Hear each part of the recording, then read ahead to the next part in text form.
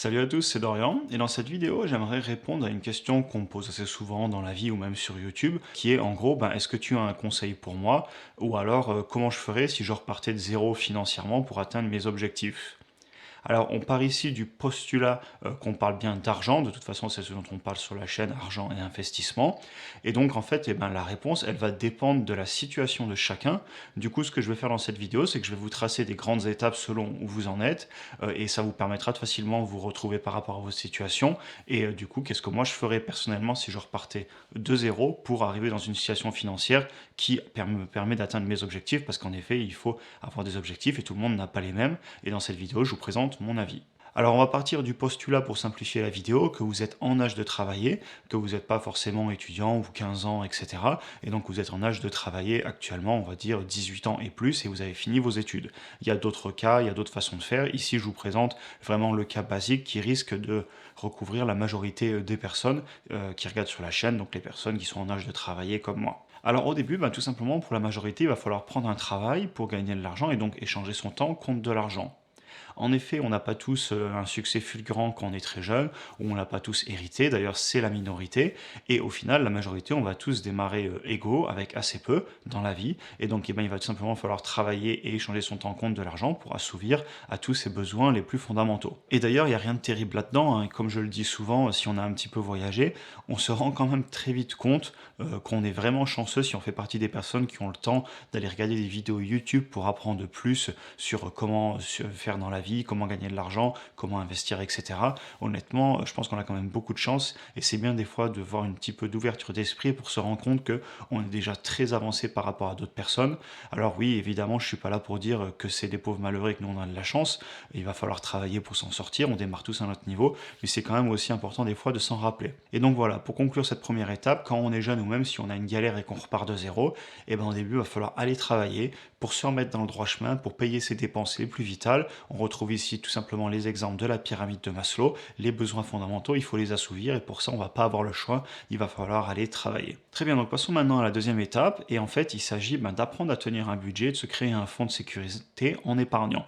Alors, je tiens aussi à préciser maintenant qu'on a fini la première étape que certes, les techniques que je vous donne, bon, déjà, ce sont les miennes, c'est mon avis, et ce sont des techniques qui peuvent être adaptées. Cependant, quoi qu'il arrive, peu importe le chemin que vous choisissiez, il va vraiment vous falloir une raison et un pourquoi entre guillemets pour le faire, parce que sinon vous serez démotivé, vous n'y arriverez pas, vous ne passerez jamais à l'action. J'avais fait une vidéo là-dessus, c'est un autre sujet, mais essayez aussi de trouver une vraie raison pour laquelle il faut le faire. Vous pourrez aller voir cette vidéo après celle-là si ça vous intéresse, mais globalement, si vous n'avez pas une raison et un pourquoi, il y a très peu de chances que vous réussissiez à accomplir toutes les étapes dont on va parler. Donc revenons sur cette deuxième partie, et en gros, il va falloir apprendre à épargner. En fait, il va falloir créer une différence entre vos revenus et vos dépenses, parce que sinon vous serez toujours ruiné. Il y a plein d'exemples de personnes, par exemple, qui ont gagné au loto ou je ne sais quoi, qui ont beaucoup d'argent, même des très gros revenus, mais vu qu'ils dépensent plus que ce qu'ils ne gagnent, et bien au final, ils sont tout le temps endettés, ou alors ils sont tout le temps sans argent, tout le temps en galère. Et c'est un petit peu à ça aussi que je vous invite, entre guillemets, de faire. Et ben c'est simplement d'aller avoir un petit peu plus d'éducation financière, d'aller lire, d'aller comprendre pourquoi les mathématiques derrière, elles sont très simples, les maths et les additions, et savoir pourquoi il faut tenir un budget. Et ensuite, une fois que vous tenez votre budget et que vous gagnez plus que ce que vous dépensez, eh bien, vous créez un fonds de sécurité de 6 mois. On parle ici d'argent totalement disponible rapidement, par exemple sur un livret. Certes, ça rapporte rien, mais c'est pas grave.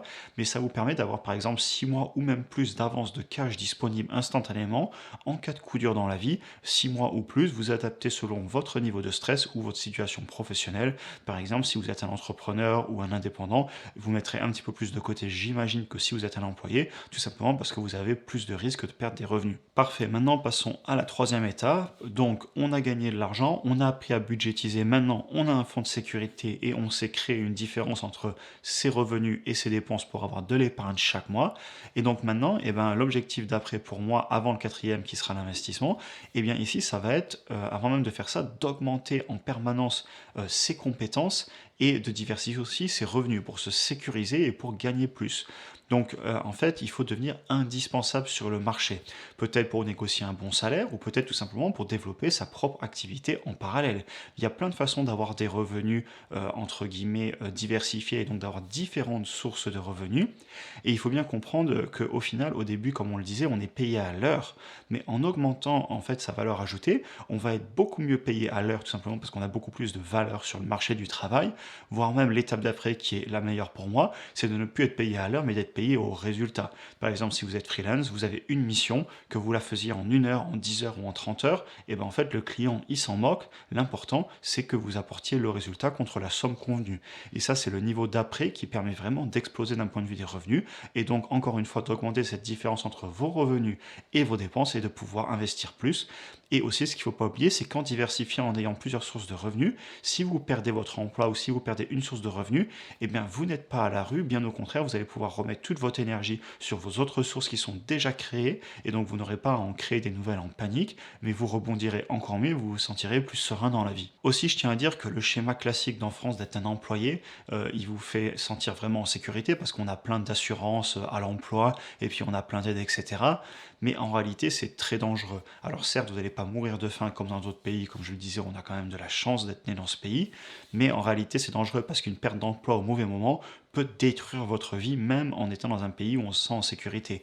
Parce que vous perdez vos sources de revenus, vous pouvez très vite avoir des problèmes familiaux, vous pouvez très vite perdre une maison, avoir à rendre des objets que vous avez à crédit, etc. Et donc vraiment, ça peut quand même vous mettre dans une situation dangereuse, même si certes, c'est pas un danger de mort comme ça pourrait l'être dans d'autres pays si on n'avait plus d'argent.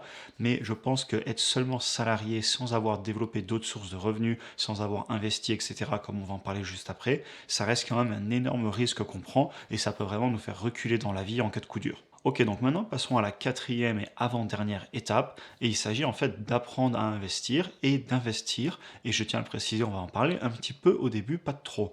En fait, maintenant qu'on gagne plus, eh bien, il va falloir de suite passer à l'action, parce qu'on gagne plus et on dépense moins, et donc on a un écart qui nous permet d'avoir de l'épargne, et cette épargne, pour moi, il va falloir l'investir au plus vite pour le mettre de côté, pour pas qu'il nous brûle les mains et qu'on aille le dépenser sur quelque chose qui serait un passif et non pas un actif. Et l'autre avantage de démarrer tôt, eh bien, c'est que vous allez commencer avec des petits montants. Et donc, les erreurs que vous ferez au début, parce qu'on en fait tous, eh bien, vous les ferez sur des petits montants et non pas des gros montants. Évidemment, pour éviter toute erreur, j'invite à aller se former, à lire des livres, à aller voir des vidéos YouTube, à aller prendre plein d'avis de plein de personnes un petit peu de partout, livres, littérature, YouTube, même la télé, pourquoi pas, etc., pour vous forger votre propre opinion. Parce que comme je le répète tout le temps, si vous suivez une personne ou deux personnes, eh bien vous ne saurez pas pourquoi vous le faites et vous allez paniquer en cas de problème sur vos investissements, en cas de baisse, parce que les investissements, la plupart du temps, c'est très volatile. Il y a des investissements qui ne le sont pas, mais si vous voulez du rendement, il va falloir de la volatilité. Et donc si vous ne savez pas ce que vous faites, vous serez perdu, vous allez paniquer. Donc allez vous former, apprenez et soyez serein d'investir peut-être 50 euros, 100 euros chaque mois au début pour commencer, par exemple sur un panier d'ETF diversifié ou alors sur un panier de n'importe quel actif très diversifié, afin de commencer à vous prendre au goût et au jeu de l'investissement et afin de comprendre avec des petites sommes au départ comment ça fonctionne. Et je dis évidemment de comprendre comment ça fonctionne parce que en fait l'objectif, et ça c'est mon avis et croyez-moi je pense que ça va le faire à beaucoup d'entre vous, c'est que au début vous allez faire des petites sommes et puis très très vite vous allez voir votre petit portefeuille d'investissement qui fait que monter et vous allez commencer à vous dire mince, si je continue ou si je mets même plus chaque mois, eh bien je vais très vite me retrouver dans une situation où j'ai beaucoup d'argent investi et si j'ai un problème dans la vie, je peux rebondir, je peux survivre pendant des mois, des années avec cet argent et ça peut aussi me permettre d'accomplir des rêves plus tard. Et je pense que vous allez avoir une petite flamme qui s'allume en vous, une envie énorme de continuer parce que vous allez vous sentir bien, parce que vous allez voir tous les rêves et les choses que vous pouvez accomplir et ça va vraiment vous motiver à continuer. C'est pour ça que j'invite tout le temps les personnes à démarrer très tôt, très jeune, même avec 50, 100 euros tout simplement parce qu'une fois que vous avez compris, vous savez où vous allez et en plus quand vos revenus vont augmenter, il n'y aura plus de questions. Qu'est-ce que je fais avec ces 2-3 000 euros que j'épargne chaque mois? Je m'achète une grosse voiture à crédit? Peut-être que vous aurez déjà la connaissance et que vous direz qu'il vaut mieux les mettre sur un investissement et utiliser les fruits qui tombent de ces investissements pour aller plus tard vous acheter ce que vous rêvez au lieu de le faire maintenant. On revient encore sur le fameux débat actif-passif qui est une des bases de l'éducation financière sur laquelle je vous invite à vous former et vous pouvez le faire avec cette chaîne YouTube, il y a plein de vidéos dont j'en parle. Mais voilà, en commençant très tôt, vous allez vite avoir les mécanismes dans votre tête qui vont vous éviter des grosses bêtises dans le futur quand vous gagnerez plus. Très bien, maintenant passons à la cinquième et dernière étape qui est de comprendre ce qui vous rendra vraiment heureux et au final d'en faire une priorité. En fait, je parle de ça car l'argent, ben, je le pense sincèrement, ça vous rendra pas heureux. Et d'ailleurs, jamais personne a prétendu que l'argent pouvait rendre heureux, en tout cas pas moi. Par contre, ça vous permettra de faire des choix. Ça vous permettra de sortir de problèmes.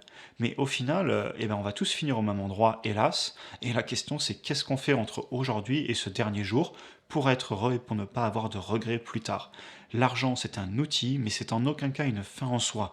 C'est un outil qui va vous permettre de réaliser vos rêves, qui va vous mettre en sécurité, mais au final, il va falloir que vous trouviez ce qui vous rend vraiment heureux. D'ailleurs, je suis plus heureux et épanoui que jamais à mon avis, et mon épouse aussi, et tous les deux ensemble. Et une des principales raisons, eh ben, en fait, c'est parce qu'il y a quelques années, on a décidé ce qu'on voulait faire dans la vie. On a vraiment compris ce qui allait nous apporter du bonheur, ce qui allait nous rendre heureux personnellement. Et ensuite, on a mis en place les actions, parce qu'il y a un moment, il va falloir agir, ça ne va pas arriver juste comme ça, à moins que vous fassiez partie de certains chanceux, mais bon, la majorité non. Et donc en fait, l'argent et l'investissement, ce ne sont que des outils pour lesquels on travaille dur. Mais par contre, ce sur quoi on travaille pour atteindre ces outils et donc l'argent investi qui va nous permettre de faire ce qu'on veut et qui nous permet déjà d'ailleurs de faire ce qu'on veut, puisqu'on voyage énormément, on fait un petit peu ce qu'on veut, on a des objets qui nous plaisent, on investit, on fait des bons repas, etc. Bref, on a déjà une vie vraiment épanouie, on peut faire mieux et on y travaille.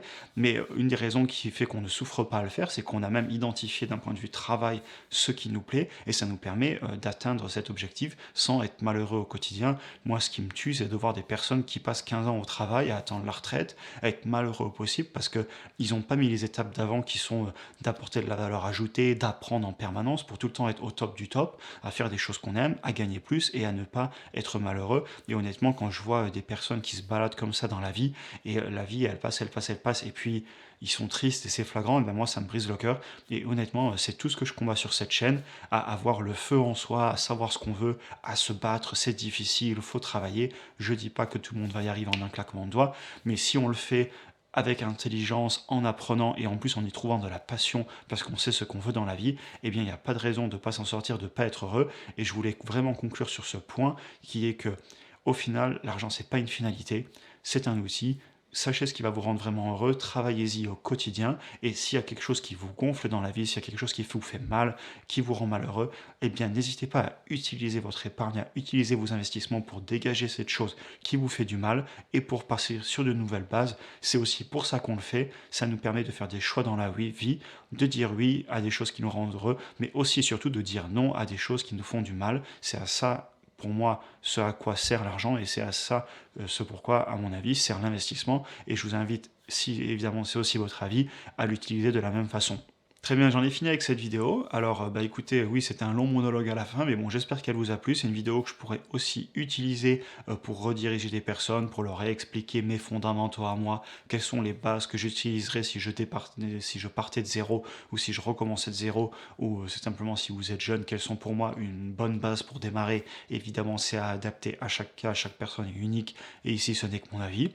Donc surtout aussi, bah, n'hésitez pas à faire tout ce qu'il faut en dessous de la vidéo si vous voulez voir les prochaines vidéos ou tout simplement pour aller plus loin. Et sur ce, bien écoutez, je vous souhaite une excellente fin de journée et à bientôt.